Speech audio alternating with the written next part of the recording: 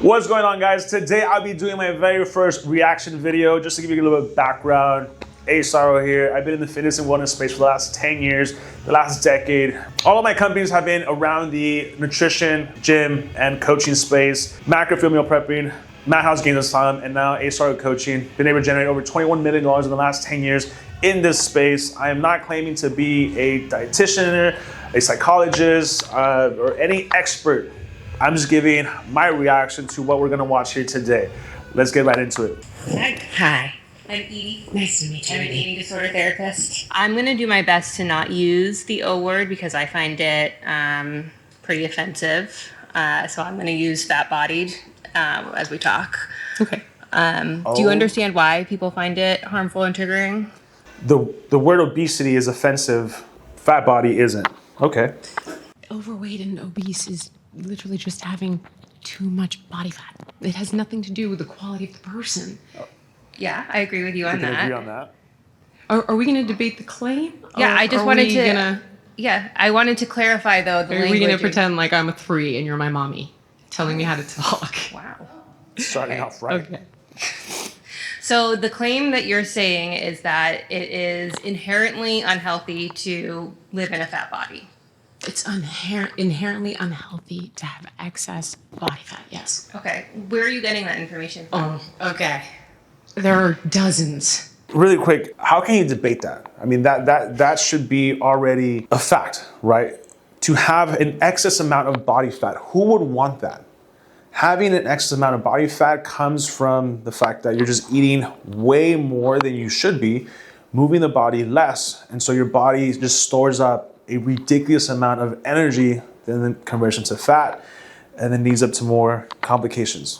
Of MRT trials That's already a that fact. show having excess body fat, dozens, is causal, not correlated. No, that's not true. There's no disease that just fat-bodied people get. I didn't say that. I didn't say that.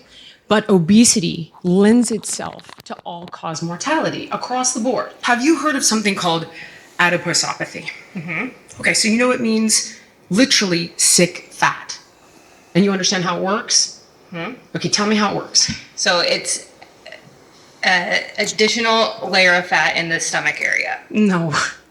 If you don't know what something is, just say that you don't know. To then try to position yourself as someone that does and fail to explain it, right away your credibility just goes out the window. So it's okay not to know. Simply ask, no, can you please describe what that is? That way we're both on the same page. But as soon as she answered, yes, I know, you could tell her body language, her cadence, she didn't know. When we eat too much food that has energy that we're not utilizing, the body needs to put that energy somewhere, right? So it puts it in fat cells. So it puts it in initially subcutaneous fat cells, a little bit of visceral fat, which is fat around the organs. And at first you have hyperplasia, which means we're recruiting new little fat cells, which isn't necessarily a bad thing up to a point.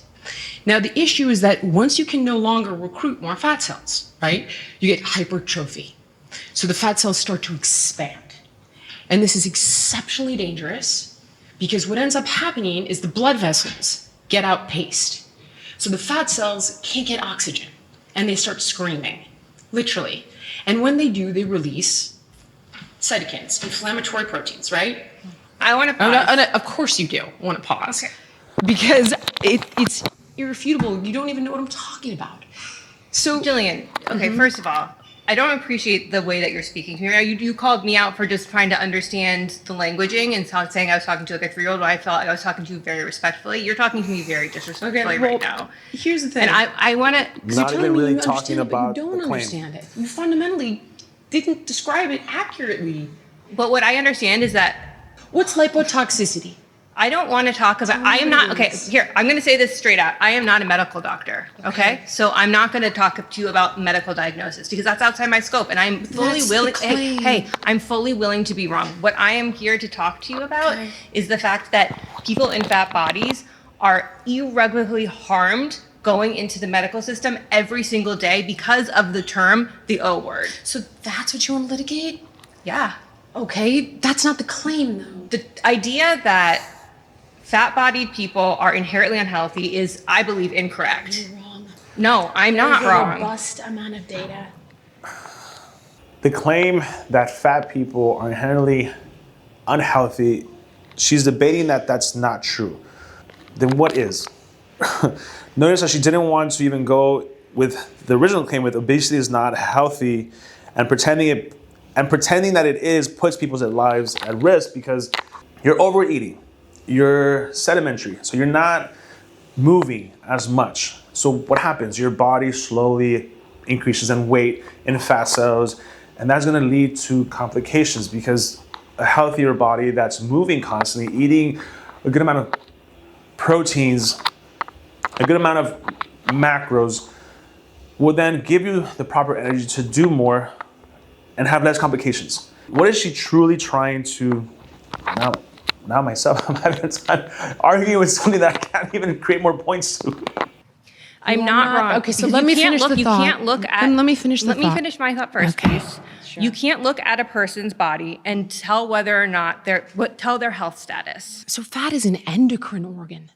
When it overgrows, it does wreak havoc in the body. I didn't finish telling you what happens. So when the oxygen can't get to those fat cells, they'll die and they'll rupture. And then the immune system starts dumping macrophages in to try to clean it up. But do you know what's But they even more can't clean unhealthy it up. is weight cycling. And as we talked about earlier, only except for your That is your not people who the claim. If you want to talk about that claim, we can. The claim is. So then what are that you supposed having- to do though? So let's say this person is in a fat body and they are inherently unhealthy, right? We're telling they're unhealthy because they're in this The fat vast body. majority What are of they supposed to people Will do? be significantly more prone to all-cause mortality. For me, Intentional weight loss fails 95 to 98% of the time. So what tell is me the why though? You would probably know this better than me. because weight is not an individualistic pursuit. You narrow it down to this idea that it's causal, like that they're just not trying hard enough. But that I is didn't say that. It's multifactorial, unquestionably. A lot of people lose weight. The problem, right, is that they put it back on. Are we in agreement? yes. Okay, great. Yes. Okay, great. We gotta pause. Why do you think? Okay, we gotta pause there. Damn it! As soon as All she's right, okay, good. Sorry. John, I'm getting somewhere. Yeah, but All right. voted out by the majority. Please return to your seat. Okay.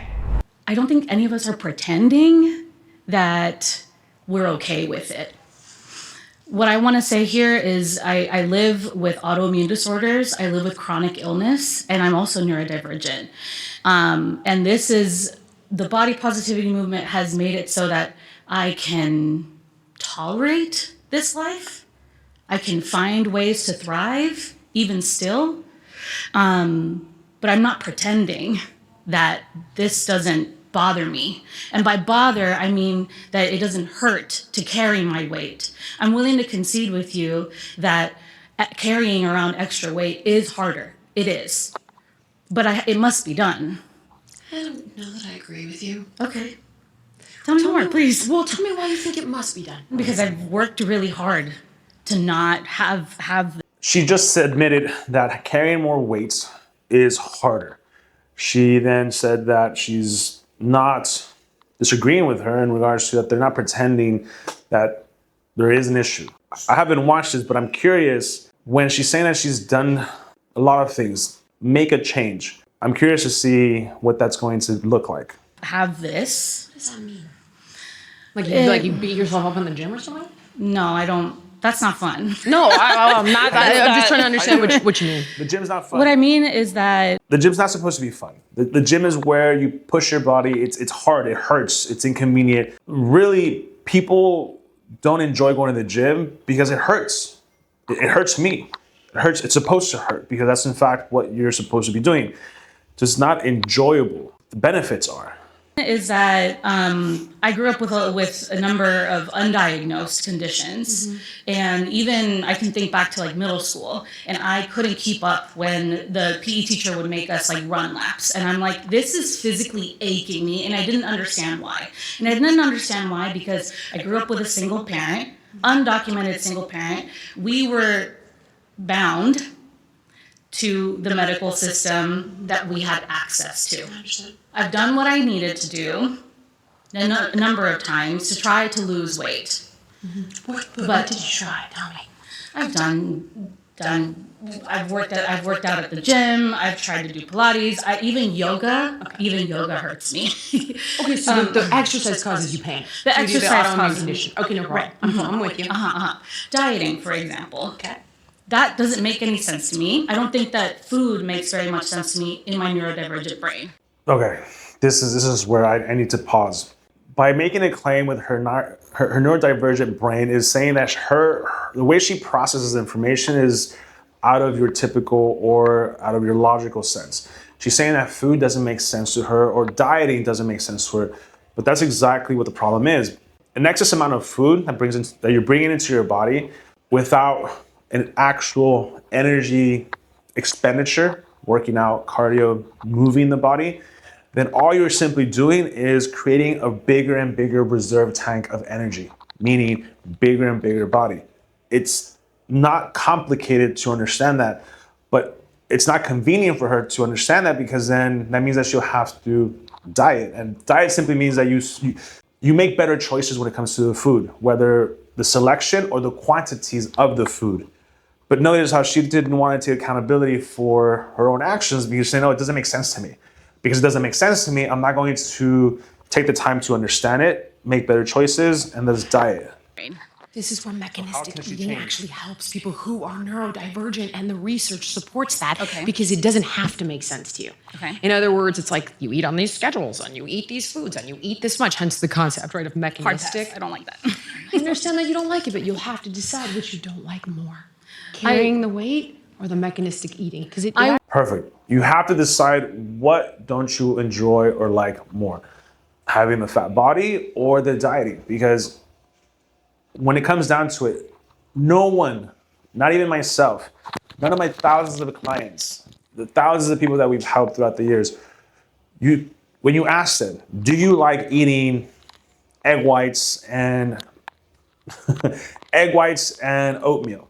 The answer is no. They'd much rather eat a steak omelet, avocado toast, you name it. I do.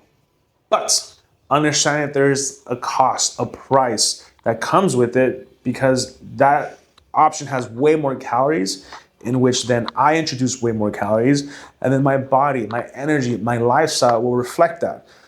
So you choose, and if you continuously choose the latter, then your body's going to reflect that. Your life is going to reflect that. I try to hold on.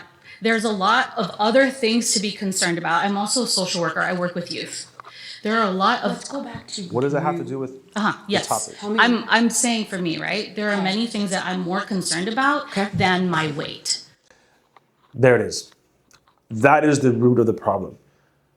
Because she has everything else to worry about in her life and her work, like she says, she's a social worker, she's prioritizing everything else over her own health, her own body, her own eating, her own working out. And thus, it reflects. That's as simple as it gets.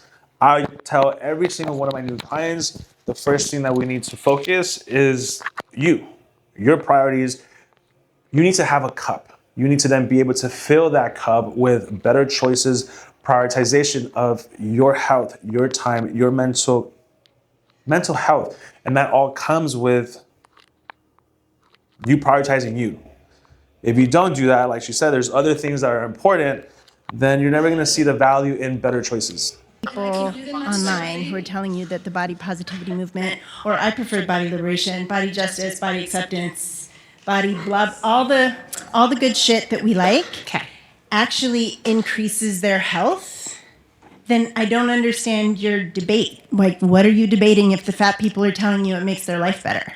I'm debating their physical health, and I'm debating the people who claim that you can be physically healthy at any size. Okay. Do you think you can be physically healthy and mentally unhealthy at the same time? Of course, but that's not the claim. Okay, sure. I think the part where I get stuck, I am a mental health professional. I work with people from a body liberation standpoint. I work with people in all shapes of bodies. What I know to be true from my experience is that body positivity, body liberation helps people take care of themselves. It's very difficult to understand why you think somebody is going to take better care of a body they hate. Like why body positivity would not inspire people to take better care of their bodies. My argument. I never said you should hate your body. In fact, No, you should. didn't. Okay, so I don't think that.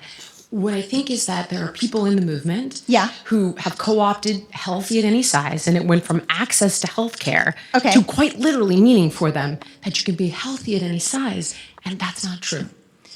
Okay. I mean, the studies show that if you're very, very, very, very thin or your body is very, very, very, very big, it is more difficult to be healthy. That is absolutely But true. then you agree with me on this She point. agreed with the whole I point. don't, because I don't think body positivity is the dangerous thing. I think hatred of fat bodies. This is a mental health expert that has clients that are having issues with body image, body positivity, and she just said, at a standpoint where you're too skinny or too big, there will be complications. And Julian simply said, oh, well, we agree on something. She's like, no, I don't. I think you're wrong. How are you debating that by having a bigger body, you're not going to face more complications? That, once again, she's proving Julian's argument, and this is an expert. And I still haven't been able to hear anyone's debate as far as why body positivity claiming that, pretending that the heavier you are, the less risk that you'll have in any health complications. When you finally are able to accept that there's a problem, that you have a problem, are you more or less likely to actually take action against it? Because if I truly believe that, oh, I'm perfectly fine, this is okay, then am I more likely to make a change in the other direction? Or am I just more likely to stay in the exact same place? That, I believe, is the whole argument. Because if you're accepting of it and it's being reinforced by other people who are saying, hell, you're perfectly fine the way you look, you're perfectly fine in the weight that you currently have, then you're creating a space of acceptance and not of change. Now, I'm not saying to hate yourself, and that's what Julian is also arguing, that she's not saying that. The moment that you no longer are accepting of it, that it's okay, then the chances are of you taking action to change is higher. Bodies and people hating themselves and people living in self-loathing because they've been taught that their body is the wrong shape. That's the danger. Both can be true at once. So let's look at this, right? So the Okay. first thing we would want to do, obviously, is incentivize somebody. So it's like, okay, what's the why that's going to allow you to tolerate the how? But hold on. Food provides a lot of people with a lot of different things. Yes, you cannot eat and not have your parasympathetic nervous system turn on at the same time. There's no such thing as not emotional eating. It's fine. It's good. It's great. Food is great. But what I'm trying to show you is that Mind you, this is the mental health expert. The expert here is telling you that no, food is great, it's fine. And there's no argument because yes, food is it's what nurtures. It's what nurtures us. It's what gives us the nutrients to be able to move and do what we need to do on a day-to-day basis. But in excess amounts is going to cause even more harm. that obesity is causal to all-cause mortality. Okay, so I disagree with that. I think there's going to be a I have problem with dozens. This. Yeah. Good So, fact but check them. here's why I disagree. Because You can disagree. no, but look, let me please let me hear me out. Dozens. Okay. Okay, so the reason why is because registered dietitian, school for 6 years, studying nutrition, weights, all the stuff, and we can't keep. Lipotoxicity is. It doesn't come off my curriculum because it's bullshit. Because it's a TikTok thing is that's it? like, What cortisol is it? face or whatever. It's but not. please, just Listen back to to me. studies. It is not bullshit. studies, back to the It's studies. ectopic fat. But can we just It's say, when because you fat keep sidestepping ends and then up- we can I'm never not get anywhere. sidestepping. This is the claim. Okay. The claim is that obesity is unhealthy. Lipotoxicity But the is reason- not bullshit. but- it is the definition of ectopic the excess energy anymore. Okay. It is irrefutable that is bad for your health. Can we just go back to the correlation doesn't equal causation? So you're saying there's causal studies, right? Yes, Okay. MRT Gotcha. studies You can- that show the acronym's great. Okay, so my thing is the reason why we cannot show that the fat go to a doctor instead of being given an evidence-based treatment. Like I have unearned thin privilege. I go to a doctor. I say, my stomach hurts. I get a full You're workup. basically saying the earth is flat. Are you trying to tell me that no, having I fat just- in your liver, I just wanna talk having about- fat in your heart, having fat deposited in your brain is healthy? No, I just want to talk Okay, so about. no, you're not trying to say that it's healthy. No, I'm not trying to tell you that. Is what I said. I was never talking about the health of it. Okay. I'm trying to say everything you're saying is hinging on this idea, and it's. How can you guys watch this? Like, I'm having a hard time following it simply because they're going around every single claim except the one on the table, which is simply obesity is not healthy, and pretending that it is going to put people's lives at risk. None of them are trying to, in fact, talk about the claim itself. They're trying to go around every single other topic or call everything else bullshit to then enforce body positivity, which we can all agree it's not. You're It's saying not is healthy. hinging on this idea, and it's a problem that we disagree on it, that it's the weight in and of itself that leads to the negative health outcomes. You're saying this MRT totally is. That is an endocrine organ. I know, but can you? What about? It destroys your hormone balance. It creates insulin sensitivity. What about when the fact- body has too much fat, it releases insane amounts Yeah. of different your healthcare access and quality, neighborhood and built environment, things like your stress levels, socioeconomic status. Okay. So here's the thing: a person who's fat or lives in a larger body, we can't take away that person has probably experienced higher stress levels their whole life from experiencing marginalization every corner, from shows like The Biggest Loser to the doctor's office. Okay. We can't take away that they haven't been given evidence-based health options because when they go to a doctor, they're told to go lose when weight. fat gets deposited in But the you're not- brain. you're not answering what I'm how saying. I'm confused. Are you suggesting these are the reasons people become overweight? No, I'm suggesting that a person could be in a larger body and be perfectly healthy based on their lab, that their only cholesterol. 7% of people who are classified as overweight or obese, call it whatever you guys feel comfortable with, only 7% are classified as healthy. Say that was true. Say we I knew can, for I can certain. go grab the data for you right now. If you Okay. want. Say we knew for certain that it was unhealthy. That what you're saying is true. And here's the classification. But even then, we'd be in this place where, okay, so what do we do? Are we going to send someone down a path of trying to lose weight and then gaining and trying and gaining? And we know that weight cycling in and of itself, bad for the heart, bad for insulin, bad for the What do we brain, do? bad for all the things. We work with that individual. That's what I do in my private practice. Well, that's wonderful. Yeah. And I don't encourage weight loss because it's unethical. I disagree with you.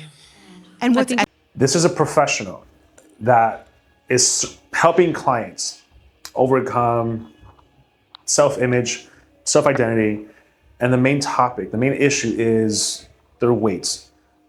And this trained, paid professional is saying that she does not advocate her clients to lose weight because it's unethical. That is dangerous. That is dangerous. So then what is it that you're telling your clients? That it's okay where you are, where you're heading, because we don't just stop, right? Can we agree that the life, earth, our life cycle, we're going in one direction or the other. You're not just stagnant. So if they're going in this direction, however slow, however fast, they're continuously gaining weight. It's only going to get worse and worse and worse. She's saying that it's unethical to advocate to her clients to lose weight because of weight cycles. What that means is that you gain 10 pounds, you lose 10 pounds, you lose 20 pounds, you gain 30 pounds. That in itself does have complications and other risks. Absolutely. But once you understand proper nutrition, proper training, then what I tell clients is if you're able to maintain your weight from a 5-pound variance, assuming I'm 200 pounds, a 5-pound variance means that I'll go up to 205, 195. 205, 195, depending on what time of the year, depending on the holidays, depending on certain goals, vacations, whatever I want to look a certain way, that is healthy, that is sustainable. Because it's 10 pounds up and down throughout 12 months, 365 days. But to not advocate for weight loss because it's unethical, And what's think it's ethical? You were unethical. asking before, I think what it's do professionals unethical do? not to be transparent with people And about the dangers. Yeah, transparency is the dangers of weight cycling. You can go down that That's path. a separate issue. You're presuming they're How- weight cycling. If you're doing your job, they shouldn't have to weight cycle, right? No, it's not about me. It's about the body. The body is so smart. But we're animals. Our bodies, when we lose weight, our body goes, oh shit, she just starved me. I'm gonna do everything I can to try to get back to that place. think it's Drive up more thoughts about complex. food. I think it's more slow down complex. metabolism to conserve the energy you are So getting. are you suggesting that because it's hard and it's multifactorial, we should negate the dangers and not try to I'm get suggesting healthier? that it's more dangerous to weight cycle than it is to stay in a fat body. Still not the claim. And if you want to show me that, sure, show me the data. I'm not going to argue with that. It's not healthy to do that either. That's still not the claim. Your claim This is isn't a fat in of itself. hierarchy Okay, all of right, what we're is out unhealthy. we're out of time. We have to pause there. Yeah, thank you for that exchange. Really nice to meet you, Nice to meet you. Lilia. So I think the language there is a little bit tone deaf, just because I actually believe that gym talk, diet culture, oversimplifies eating disorders. Two separate And issues, though. Both can be true at the same time. both can be true, as in You could absolutely be making. First of all, gym talk should have nothing to do with eating disorder. So you're right. Gym talk. But it's a separate issue than the claim. That's the first time I hear that. What does that mean? The claim I'm making. how is it separate? Well, okay, so you're saying gym talk oversimplifies trauma and eating disorders, right? Well, I agree not with just you. gym talk, but just the way that our youth, all of us we are all exposed to that. Like, we can't just avoid it. And when Still you a separate see issue, though. I'm trying to say that the ways body positivity suggests people deal with body issues and trauma is an oversimplification. And it has to do with things like intuitive eating principles that get misrepresented by influencers. Okay. Okay. I can definitely agree with that. Well, then, unfortunately, But I you and think- I are so far on the same page. Well, no, I think well, the way I see it is that body positivity is actually the bridge between health experts and anybody else, really. Explain. Because I think that if I go to a doctor, it should be empowering for me to talk about my body. Of course. However, when I usually speak to a health expert, it's really not. I'm really more just afraid that they're going to speak to me in a way that degrades my body and makes me feel that shame that you've mentioned. Shame is not a motivator. It really turns people away, whereas the body positivity movement teaches people to have the kind of confidence they need to make choices for How's it themselves. teaching that? How? What she's simply saying is that anytime she goes to the doctor is going to then make her feel shame. Because why?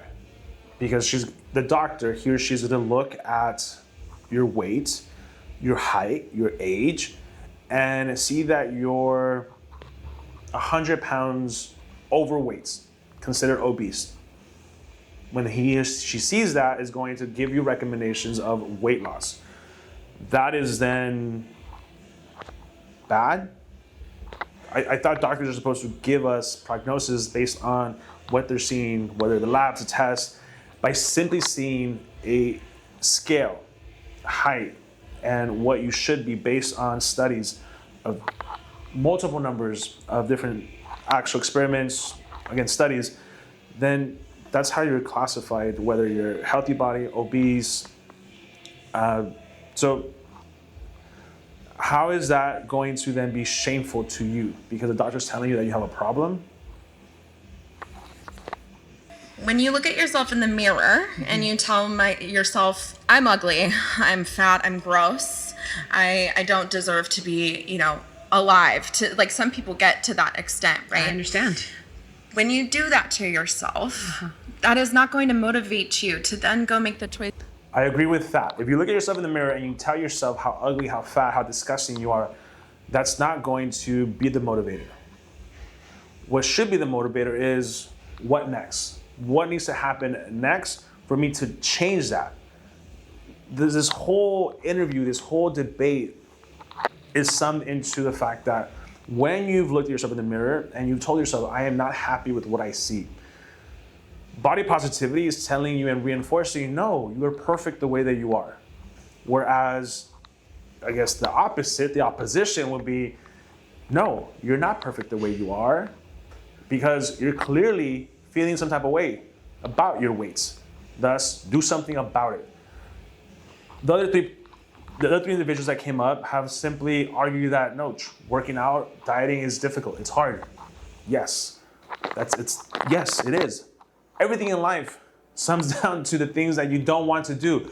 But once you notice the people that do amount to some success in their life, they say they still did the hard thing regardless. Whether or not they were tired, whether or not they wanted to, they still did it.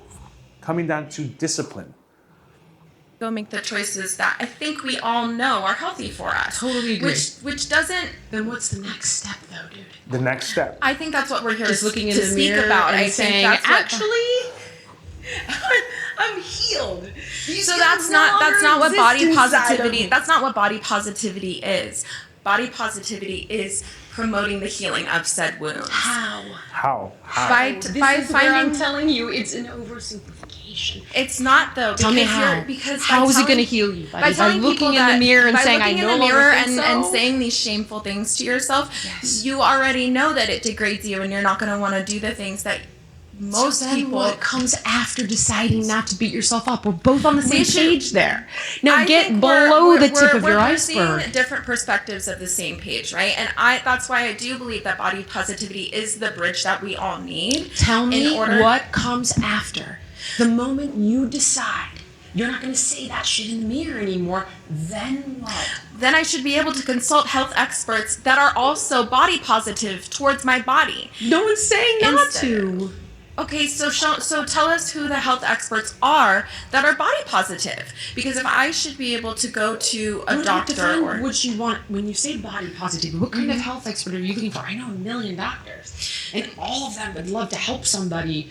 Whether but what they're is help? Is help saying you need to get your ass in the gym, you need to restrict your you eating, tell me whatever. what help is for you when you go to that. That's what doctor. I think everybody should have the opportunity and confidence to. That's a solution. That is a solution. But she's saying it in a way that no, that's not enough. Then notice how Jillian's asking her, then you tell me, then what should be the next step? Get your ass to the gym. That you need to get your ass to the gym. You need to restrict the things that you're eating, at least the options, the amounts that you're eating. You need to understand proper nutrition when it comes down to how much you should be eating, learn how to track that food, learn how to work out properly, and slowly as you're in fact losing the weight and seeing the changes in your body, you'll notice how you fall in love with the process. That's exactly what you should fucking do though. To do, and that's what body positivity is teaching people. It's not teaching people that they're perfect in the mirror and that they don't deserve to have the courage to change. You still haven't given me a how. All you're telling What me is I think we all I are don't here to look- figure out how, because nobody has the answer. That is not true. Many people Okay, have so- the answer, sweetheart. Psychoanalysts have the I'm answer. sorry, I don't like to be called sweetheart. She's when saying we're- no one has the answers. I have the answers. I've been doing it for over 10 years. I'm helping thousands of people every single day, in fact, overcome this. Because once you, in fact, look at yourself in the mirror and say, I am not happy with what I see, the reflection, whether you're a woman, you're a man, to look at yourself in the mirror is the first step to say, hey, there has to be a change. I blinked, 10 years passed, I'm 50 pounds overweight, I don't like where I'm at in life, I think it's time to change. Then and only then can you do something about it. But if you're simply going down that path of reinforcing words of affirmation, body positivity, no, you're perfectly fine the way you are, then there's not going to be a change. Is there? Be called sweetheart when we're like debating. Forgive me. But Many people have the answer.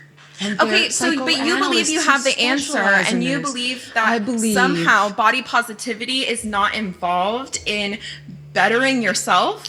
I just think that's contradictory. I really do. I don't see how. I think that there are absolutely experts that have the answer, and it's more than platitudes. So what in is a the answer mirror. then to you? If it's not Getting treatment with a what- person who's gone to school and specializes in that this, would be who great will if you be feel able- welcomed and comfortable I'm in that confident person's that space. There are many experts in the world that would welcome. okay, but especially ones that specialize in even- this category of medicine. But in this category of medicine, if there's not room for body positivity, then I didn't in say turn, that's not the claim, is that there's not room. I said it oversimplifies.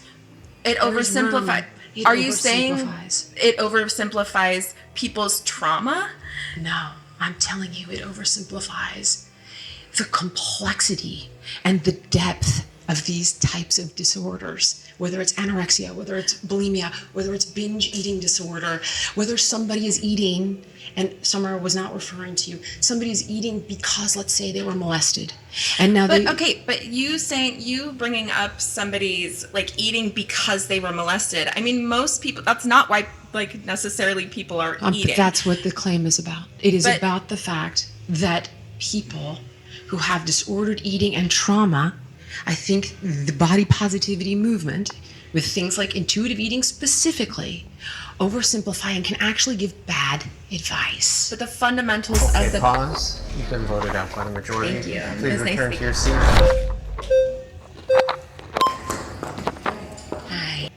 You know what? The interesting thing about owning a gym is that I have thousands of people that I can simply pull and ask them, why are you here? Why are you trying to change your body? So give me 1 second. I got someone perfect.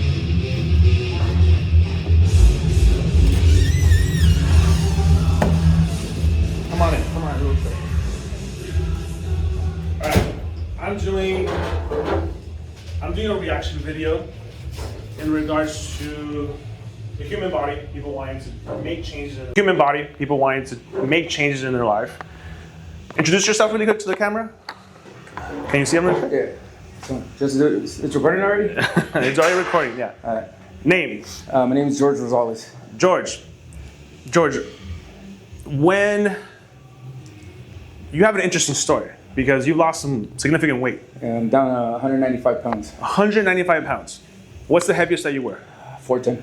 410. Yeah. At what age? 5 years ago, 35. 35. So you were 410 pounds at 35 years old. Yeah.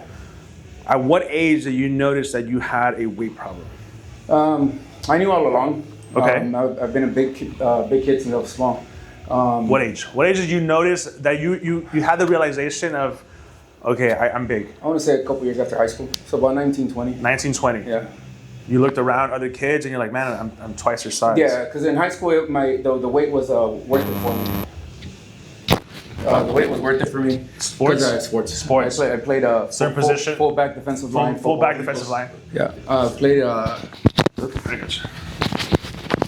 So full back defensive line. So Yeah. the weight actually would be beneficial, and the better you play, the more of your coaches would reinforce. They want the us to fact be that heavy. That you're like, hey, Heavy, you're crushing it. Your teammates are like, hey, you're defending as well. Yeah. Okay, but you leave high school. Did you play collegiate? No, I never So played no college. more sports. No more sports. Baseball. I played baseball all of high school also. And then from there, did the weight stop, stagnate, go back? I was a couple years after high school. I was about 280. 280. 280, 290. Okay. And then I got married at 20 years old. 20 years old. you And got from married. there, just The married life. yeah. Okay. Yeah, I've been married 20 years. 20 years. Congratulations. Thank on you, that. thank you. But you're 35 years old. You're 410 pounds. Yep. At what point did you look at yourself in? Did you ever have a point that you looked at yourself in the mirror and you said, "This isn't okay"? Oh, the last 10, 15 years, but my mindset was still in high school, which I can lose it whenever I want. Okay. I can lose it whenever I want. I kept pushing it off. You can flip the switch whenever you want. It don't matter if I gain 5 more pounds. I will lose it whenever I want. And, Okay. and that was my mindset throughout the upcoming years. 15 years. Yeah. Meaning from after high school. Yeah, and when I hit 34 years old, I went to go get just a physical, and my doctor basically told me that, hey, you're developing high blood pressure. So Okay. they put me on medication. And so he said, "Hey, because of the weight, Yeah. because a 35-year-old, 5'10" should not be." Is that how tall are you? Yeah. So Like 5'10". 35-year-old, 5'10" should not be 410 pounds. Yeah. And you're gonna start having complications. Yeah. So the doctor told you that. You look at yourself in the mirror and you're like, this isn't okay. I need to be able to make a change. Yeah. Now, if you had someone that was telling you, you know what, George, you're perfectly fine how you are. I had multiple people tell me that. Okay. Multiple people. Yeah. So that's considered. What would you say is that considered? That type of support system. To be honest, reinforcing- I'm very straightforward and very brash with the way I speak. So to me, I think it was being fake. Okay. I think that they were trying to be in a way kind. Okay. Try to make me feel good within my body, but it's not healthy, and it's not. You can't. What really got to me is my doctor told me, he goes, when have you seen an overweight senior citizen? Oof. And then that hit me because they don't get that far. I have kids, so my goal was, first of all, I had to learn to love myself, losing the weight. Okay. You know, so self-worth is a big thing, and then sometimes you try to stay stagnant because you're happy in the little situation you're in, but you have to get out of that comfort zone and try to do something about it. The topic of the video is body positivity, and how we live in a time where you have this movement of people saying, no, you're perfectly fine how you are. They're reinforcing body positivity to say, hey, no, you love yourself no matter what size you are. Yeah. And the counter argument saying, no, the bigger that you are, the more body fat that you have, the more complications you will have. Yeah. And if someone gets to the point where they're no longer happy with themselves, it's okay to be at that point, because then and only then can you start making changes. Yeah, it's the only way you can do it, man.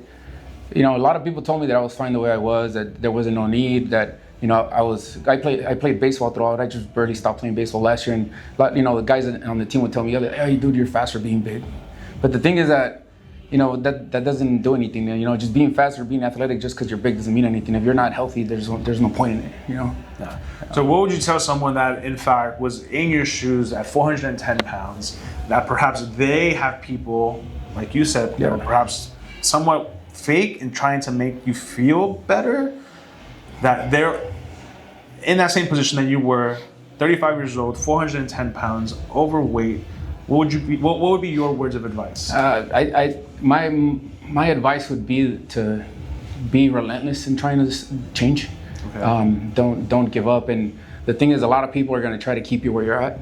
And the thing I've learned over the years is, anybody that's not willing to push you to better yourself, either financially, emotionally, or physically, is not your friend. They just keep you along because most likely you make them feel good. So you need to filter those people out, find people like-minded that are going to encourage you to better yourself every day and try to do better in life. So we just watched a video, a segment of it, where there's this health professional saying that she doesn't advocate for weight loss to her clients because it's unethical. What would you say to that? That's not true. That's the same thing. You're just trying to keep people stagnant without trying to better themselves. Transparency is the dangers of weight cycling. You can go down that path. That's a separate issue. You're presuming they're weight cycling. If you're doing your job, they shouldn't have to weight cycle, right? No, it's not about me. It's about the body. The body is so smart. But we're animals. Our bodies, when we lose weight, our body goes, oh shit, she just starved me. I'm gonna do everything I can to try to get back to that place.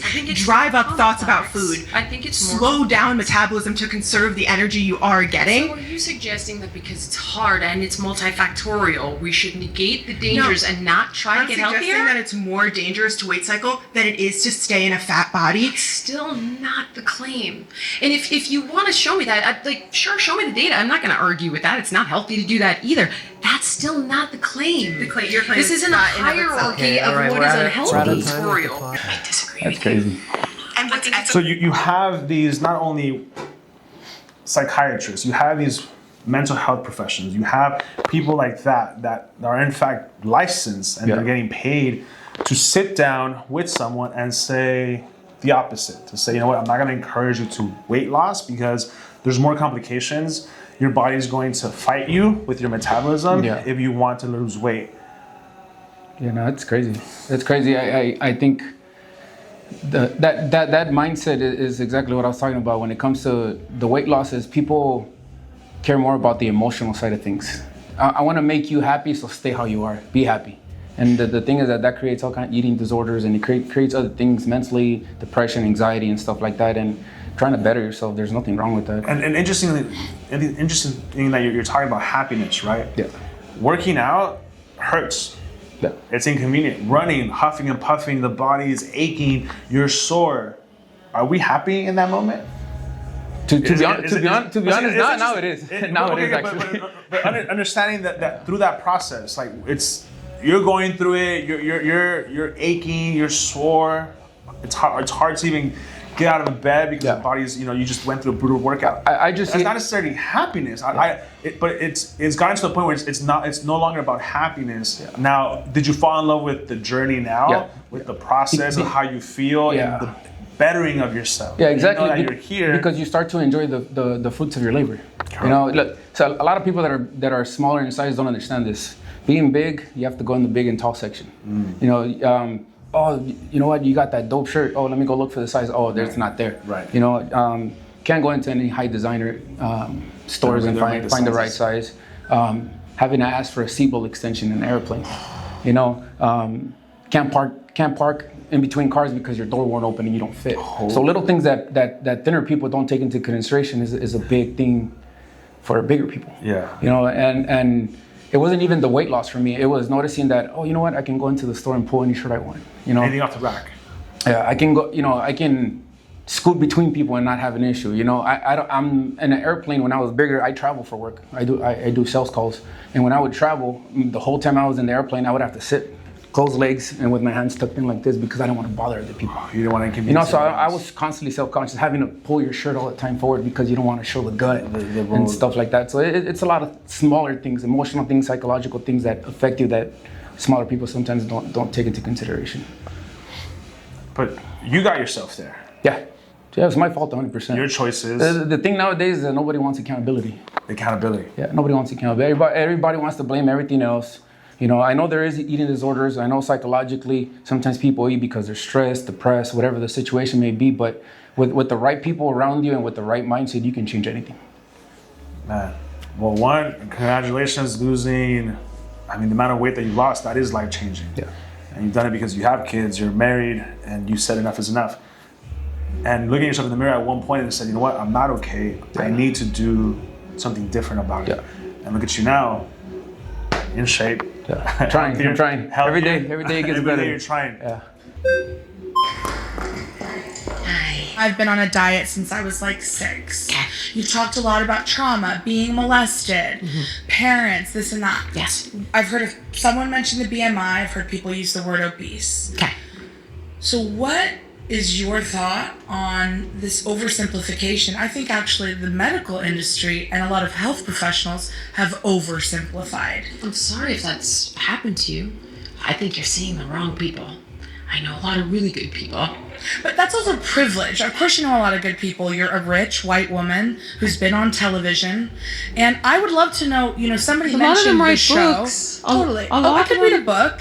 I've read a lot of diet books, Jillian. Not a diet book. Or whatever. What kind of book? A self-help book?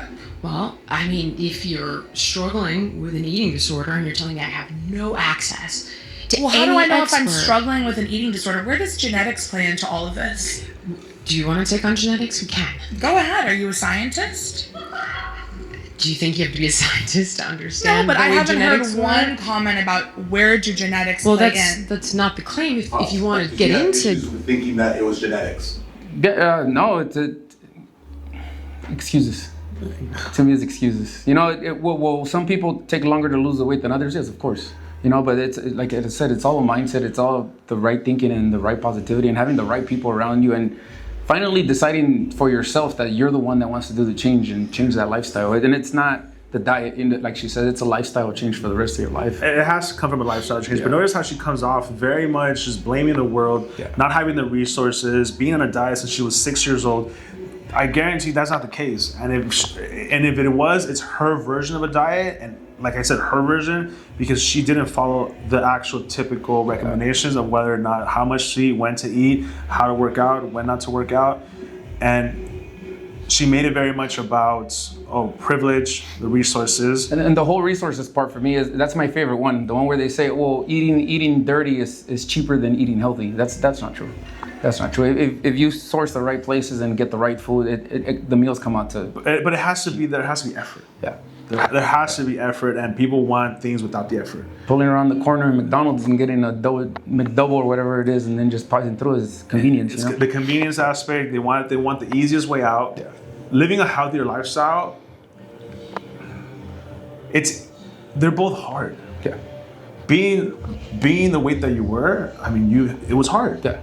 You having to then travel and find places that you want to work out while you're traveling is also hard. Yeah. But choose your heart. Get into genetics and obesity. First of all, obesity is a very outdated term. It's based on the BMI, which is based on white men. In this, come on, Jillian, you could be single-handedly responsible for updating the BMI. Okay, but we also have waist to hip, and we have DEXA, and we have MRI. Yeah, but let's be honest. So what are the MRI, meaning like the even- machine most fat people don't even fit in? You have DEXA, and you I've have never waist heard to of that, hip. girl. What's a DEXA? DEXA. These are normal people. We are on TikTok. How about And waist to hip? hold on, there's also been a lot of like sure, waist to hip ratio, but that's also like skeletal and like No, waist to hip is not. It has to do with the ratio of your waist to your hips, and it's That's my favorite one. Being big boned. Big bone. That's my favorite one. Big bone. obesity. It means that you have an unhealthy percentage of body fat. what is healthy? What is unhealthy? Like, what is the measure of health for human For beings? women, I think it's in the 35 plus percentile. 35 plus percentile of 45. what? By what measure? The DEXA?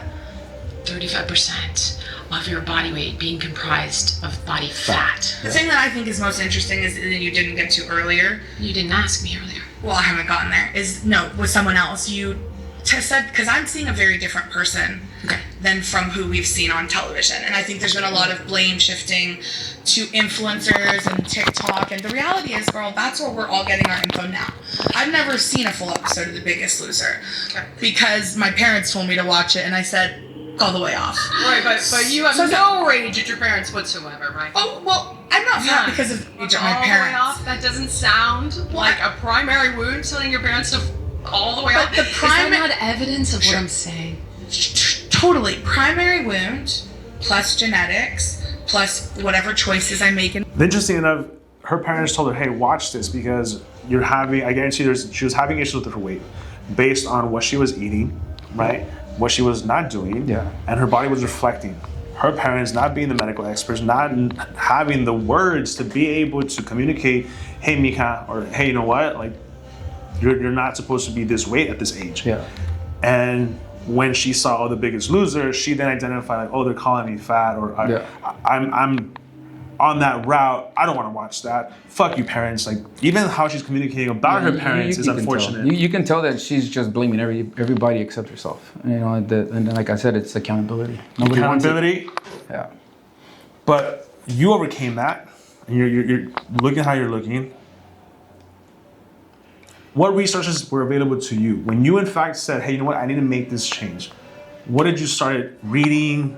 Who did you start following? Like, what did you start doing? At the specific moment, I really didn't have any resources. For me, it was just more of the what scared the shit out of me was the high blood pressure. Okay. You know, being Hispanic, you know, the terrible three: high blood pressure, high cholesterol, diabetes. You know, big three. So off the bat, you know, genetics, it does play a role, like she kind of mentioned, but Hypertension, yeah. but you can avoid those stuff Genetics by or culture? culture.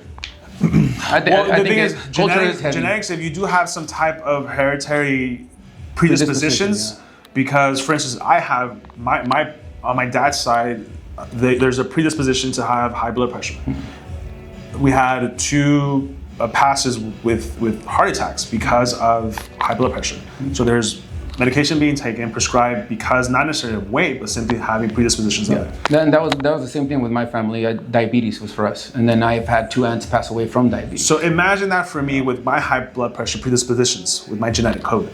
If then I'm 150 pounds overweight, what is that then going to cause my already predisposition genetic? It's just going to amplify it. Right? It's going to worsen it.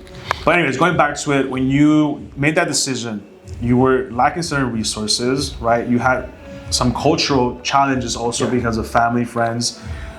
But what did you start consuming? Not necessarily with food, but like information. Information wise, I was already somewhat knowledgeable because of football, because of sports. So it was already in you. There was nutritionists, there was weights that I had already did and stuff like that. And so the thing was just making sure you step into the gym that first time. And and the other one is making sure that instead of going for that double cheeseburger, first I started small. Instead of a double, I'd get a single. And then it went from I'm gonna turn it back into a double, but change it to lettuce instead of the bread. And then the magic key for me was just high protein, low carb. That was my thing. But now that I'm working out a little harder, now I need to up the carbs. Up the carb, yeah. And that's interesting that you say that because there are different formulas for different phases. Yeah. Different different points of where your body wants to, where you want to take the body, what different points you want to take the body to, right? In the beginning, high protein, low carbs. Now that you're training more, trying to build more muscle, then you need to have a little bit more high carbs, mid to high protein. You start adjusting that lifestyle to suits whatever the situation you're in at that moment. But as far as follow, I wasn't big on social media. You know, I'm a little older. I'm 40 now. Yeah. So yeah, I didn't really follow anybody. But you know, Sylvester Stallone, Arnold Schwarzenegger. You know, the original guys. You pay attention to what they did and the workouts they did. So you know, I just started Googling and looking at what type of exercise is, bumping into people at the gym culture. You start asking them not to be afraid to ask questions. I think that's the biggest thing. Yeah.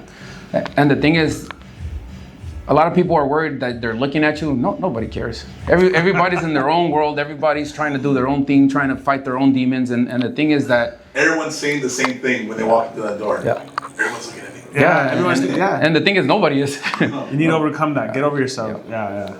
I mean, George, it's 5 years. You've lost 190 pounds, right? Because you're 40 now. Yeah. You started your journey at 35. 35, yeah. Right? So once again, if you had one piece of advice to tell someone that's about to start their weight loss journey, what would you say? Take that first step and make sure you're consistent. The consistency is the biggest thing. You know, I've always had a mindset, fuck motivation. It's discipline. It's discipline. Yeah. It's always been discipline. Appreciate you for that. Yep. I know I just pulled you, literally, you were just working out, and I just pulled you like, George, come here. I'm doing the reaction video. I'm like, I have people here that have obviously had to overcome that body positivity. Yeah. Because if they would have stayed stuck with just simply saying, I'm enough, I'm okay, I need to love myself the way I am, then they would have been stuck. Yeah. And then that path would have been detriment to their health, to their family, because they would have more complications. Yeah, and I've had that. I've had family tell me, "Hey, you're too skinny now. Hey, you lost too much. Hey, you look better when you were 30 pounds heavier." Like different scenarios. And the thing is that, it's like I said, they try to drag you down because either they're not happy with themselves, and they might be stuck. Exactly. So just keep going to where you want to be at, and don't be afraid. You know, I went from a 4X big and tall, and now I'm a large. So I'm ecstatic, you know. And then the thing is that I'm gonna keep pushing it to where I feel amazing, you know. At 40, I feel better now than when I was 19. Yeah. You know, so I feel amazing, and I'm gonna continue to push, and I encourage everybody else to do the same thing. There you are. Yeah. Shit. Appreciate you, right? Perfect. Because you're talking about shame and you're talking about personal feelings and emotion, and I have a little bit different of a definition of body positivity. Some of yours. So when I think about the body positivity movement, I actually think about its roots in the fat rights movement, which is where I work. In the 60s, right? yeah. In the 60s, I run NAFA, which is a fat organization that was founded in the 60s. And when I think about the folks who have been using that terminology since the 70s, 80s, 90s, not just the people who kind of popped up using it on Instagram and Tumblr in the 2000s, but that it has this long history. Mm-hmm. That long history is actually about body justice. It's not just about individual feelings. It's not just about, you know, my mother-in-law said something to me at dinner, or my, you know, this guy didn't want to date me because I was fat. It's actually also about things like, do I have access to healthcare, weight-neutral healthcare that actually treats my symptoms, not just my body, right? Do I have access to equal pay? Do I have accommodations for the body that I'm in right now, not the body that I might be in someday? And so I think about these systemic disenfranchisements and discriminations that happen to people, especially people in larger bodies. Yep. And when I want to embrace body positivity, it's more than just that personal self-esteem piece. Right. But what you seem to be talking about is the personal self-esteem. Not true. That's not just what I'm talking about. And I'm not going to disagree with you on any of what you just said. I'm well aware of where this started, and it was, I think, a gentleman that was pretty upset about how his wife was being treated, right? And he started it. I do know that origin story. I do know a lot about it. In my opinion, there's no question it has been co-opted.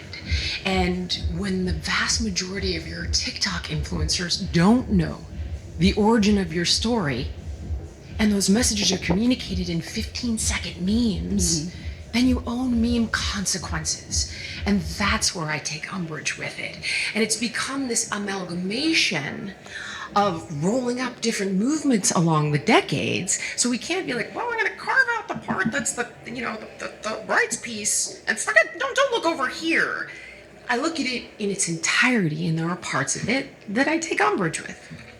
That's how I feel about the health and wellness industry, right? That's I fair. look at it in its entirety. There are parts that I take umbrage with. And we know when you introduced yourself, you talked about being a health advocate. Does your advocacy include making sure that people are not discriminated against? Without question. So how I do you never do that for advocate people for in that. larger bodies? Well, personally, I don't get involved in that kind of policy outside of what I do in relationship to big agriculture, big food, big pharma, and big insurance. That's my primary focus when it comes to policy. To be dead honest, I think you probably do a better job in this area than I do. But I would never, ever disagree with you here. I would cooperate with you in any way you ask me to. So would you say that it should be against the law to discriminate against people based on their body size? Unquestionably. So why don't we see more fitness and wellness advocates asking for that? I'm happy to ask for it right now. I didn't know that. But you thought this I is the wasn't for it. interesting part of it. Of course, I feel that way. Well, I feel We've already established that having more weight is more difficult. Having more weight, you're going to get tired faster. Having more weight, you're going to perhaps perform less. I mean, depending on obviously the type of work, but you're arguing that there should be laws against discrimination in regards to how big you are. I don't disagree with that. But let's get to the root of it. Let's talk about how getting away from body positivity and simply focusing more on action-based conversations to change. The whole problem I see consistently here is that people are advocating for body positivity and are willing to do nothing to change because they're saying, I'm okay how I am. Please accept me. Please love me. But you're not loving yourself because if you truly did, you would do something about your health. Simple as that. How it handles shame. Let's talk about the show. Okay. Tell me more about your, I guess, tactics or who Jillian Michaels is to the world. I can't describe who Jillian Michaels is to the world. I'm something to everybody. To some people, I'm a hero that saved their life, which I never... Listen, 35% of people. Hold on. I disown that completely. It's not my accomplishment. It's a projection, right? Of I know you guys don't like this talk, but it is a projection of the good mommy. I'm not that. I'm also the bad mommy. I'm the evil person that made them overweight and I did this to them. I'm all these things to all these people. Who's Jillian Michaels? I mean, I'm 5'2". I spend a lot of money on laser hair removal. I got 2 kids. I mean... How do you raise your kids? You use fear and shame to raise them? Does it seem like I use fear and shame to raise them? Yeah, because you talk about using fear and shame. I don't talk... First of all, that is a life or death intervention on a ticking clock. But do you look at me and see a life or death need for an intervention right now? Yes. Be honest. Yeah. You might. I do. We don't have a ticking clock, which means that if you chose to reach out to me, we're all on a maybe ticking work on, clock. not in the way that you go home in a week, dude. In the way that I get 6 days to try to figure out, to try to help you. Okay, so that's you're back to very the different. show now, the ticking clock. I thought we were being- talking about. Well, you're Sure. asking me about fear, and I'm telling you that parenting and Biggest Loser, there's no parallel. Okay, so shame. Okay. Shaming someone. So like, I didn't say it's okay to shame someone. I'm telling you that the utilization of these emotions, I'm telling you that shame is a signal. It's telling you, hey, look over here. This here. I won't be able to speak on the woman's shame. I'll speak on the man's shame. But yeah, when it comes to men's shame, we are expressing this problem in our innate want to be fixers. We want to fix that problem. And if it's hurts enough, there should be enough of a messaging for then a response for us to then improve. Unfortunately, for a lot of people, it has to hit rock bottom. They have to be at their heaviest, at their lowest, at their brokest, at their most vulnerable to then say, you know what, I need to make a change. If you're able to get that signal and not be in the worst of places, then you'll be able to be better off faster. interesting enough for me, it's something that I can honestly say, and you've heard these stories before, right? When people make their millions or they have these great accomplishments, they'll say, oh, I hit rock bottom. I got to the point where I had nothing, right? I've never been that place. Have I been in tough situations? Yes. When it came down to my upbringing, Hispanic, first generation, parents divorced when I was 10 years old, raised from the ages of 10 to when I left home for college, 8 years by one parent, abandonment issues, you name it. Have I been broke? Yes. Have I been successful? Yes. Can I then say like, oh, I had nothing? No. I'm not a self-made millionaire because I have a team. I've had a support system, not your typical support system from family because they didn't understand what I was trying to do. But what I'm going with this is that you don't have to hit rock bottom to then want to make a change. Unfortunately, that's sometimes what you hear. Like, oh, I was an addict, I was homeless, I didn't have this, I didn't have that. Then I finally made that realization. My question to you is, why wait to get to that point? If you look at yourself in the mirror and say, you know what, I'm a couple pounds overweight, make changes. If you look at your bank account and you have a couple of zeros in there, then not a couple of negatives because you're a brokey, that's perfectly fine. Now ask yourself, what do I need to do? What do I need to learn to change the situation? As far as women, how they react or deal with shame, I won't speak on that. What would you say? Shame. But shame from the world. Like any shame I've felt from, okay, we'll start here. You're externalizing shame, which is exactly what I don't agree with. And you're saying that I've externalized it by carrying it on my body as well. No, I'm saying... That's a little bit of what you said earlier about the trauma is externalized. Well, that would be utilizing your body as a container to manage emotions. If we're talking about in this particular instance, I can give you... I gotta stop here. We are a byproduct of our decisions. We have good consequences, we have bad consequences. Any of these individuals, if we actually look, if we are the fly in the wall, and we are actually seeing what they're doing, what they're eating throughout the days, throughout the weeks, throughout the months, throughout the years, it would be apparent, crystal clear, as to why they live in the circumstances that they live in, why they live in the bodies that they live in. They're not eating right, they're not moving enough, and they're okay with it. And they go onto these segments and these arguments, these debates, to argue that they want the community of body positivity, this movement, to then justify their lack of action. I'm not okay with that. And